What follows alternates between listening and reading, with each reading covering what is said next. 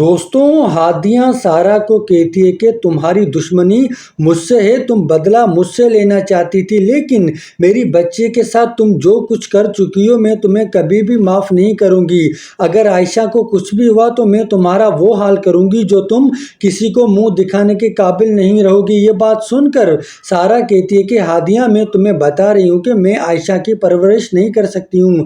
عائشہ میری بیٹی ہو ہی نہیں سکتی ہے، تم جس طرح کی ہو ویسی ہی تمہاری بیٹی ہی نکلے گی، اور میں نہیں چاہتی ہوں کہ اس سے میرا کسی قسم کا کوئی بھی تعلق ہو۔ یہ بات سن کر بڑی غصے سے ہادیہ کہتی ہے کہ میں اپنی بیٹی کو سنبھال سکتی ہوں، میں نہیں چاہتی ہوں کہ اب وہ ایک لمحہ بھی تمہارے ساتھ رہے۔ زویب کو فیصلہ کرنا ہی ہوگا۔ زویب تم جیسے شخص کے پاس میری بیٹی کو کیسے چھوڑ سکتا ہے جسے صرف اپنی پرواہ ہے؟ یہ بات سن کر سارہ کہتی ہے کہ اچھا ہوا تمہیں پتہ چل گیا، لیکن میں تمہیں بتا دوں زویب صرف اور صرف میرا ہے۔